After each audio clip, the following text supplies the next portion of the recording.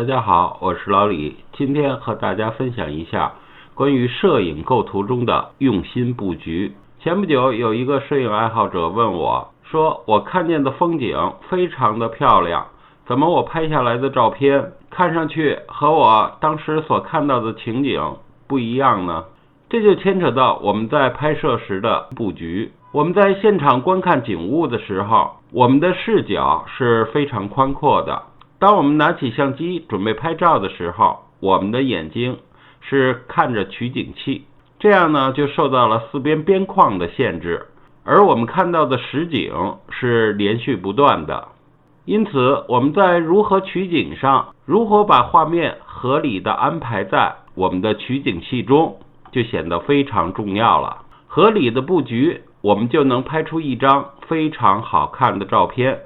当你拍照的时候，想反映什么样的主题，在画面上如何布局，这是决定你照片成败的关键。我们在实景拍摄的时候，可以尝试横向取景或者竖向取景。我们所要表达的主题不同，无论你是使用黄金分隔线还是9宫格，画面的中心统统由你来安排。比如说这张图，我们可以尝试着横向取景，把动物摆放在2个临近黄金线的位置上，这样拍摄就把2个动物很好的突出出来。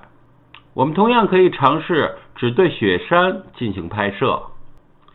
这样当然也是一幅很不错的风景画。同样我们也可以使用竖拍的方式，将动物和雪山都囊括进来，这样拍出来的照片同样很有意思。所以我们面对现实的景物，当我们没有把握的时候，可以尝试横向取景或者竖向取景。同样的场景，我们只要变换一下主体或者主题，我们在构图上也需要做出改变。这张照片如果我们的主题是雪山，那么这幅图无疑构图的元素取得太多了，因为下边既有建筑物，也有草坪，还有人物，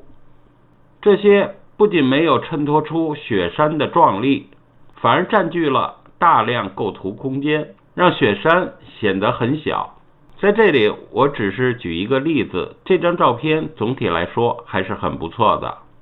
那么我们面对一张风景照片，要不要做减法呢？我们是不是在取景的时候直接给雪山一个特写呢？我们可以尝试一下，当镜头拉近的时候，雪山占据了画面更多的空间，但反而觉得没有上图壮观了。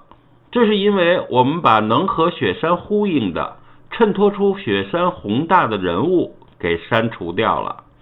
我们来看，照片中央位置的人物和远方的雪山产生了呼应，衬托出雪山的高大宏伟。同时拍摄者用蜿蜒的河流作为引导线，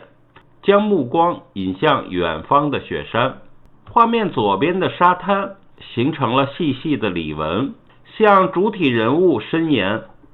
使整个照片看起来非常的唯美。所以我们说，摄影中的减法并不是简单的把除了主体之外的东西通通去掉，我们真正要去掉的是不能衬托出主体、表达主题的因素，而和主体相关的元素我们要保留在画面之中，绝不能简单的减去。通过上面的例子，我们能总结出一个道理，也就是说，我们在拍照的时候，你想突出什么，想表现什么，是什么主题，这就如同我们写文章一样，你要经过深思熟虑的构图。面对现场的情景，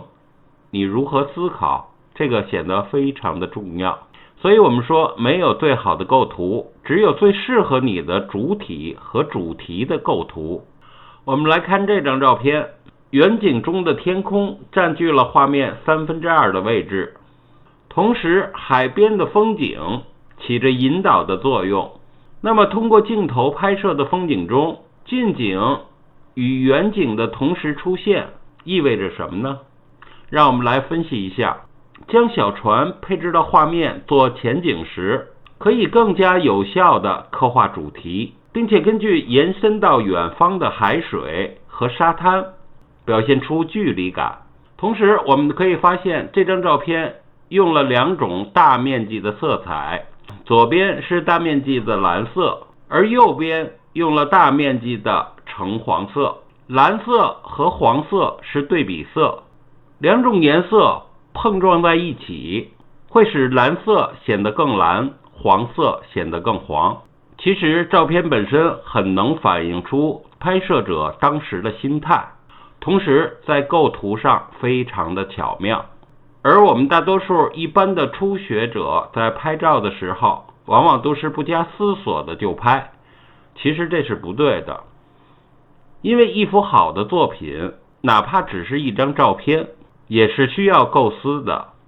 只有先了解好构图，在脑子里有一个大致构思，我们才能拍出较好的照片。因为在摄影的时候，突出摄影的主体是很重要的。如果一张照片表现不出自己的本身主题，那么又如何能吸引别人的眼光，成为一幅好的作品呢？好，这就是我今天和大家所分享的关于摄影主题的用心布局。非常感谢大家收看，我是老李，我们下次见。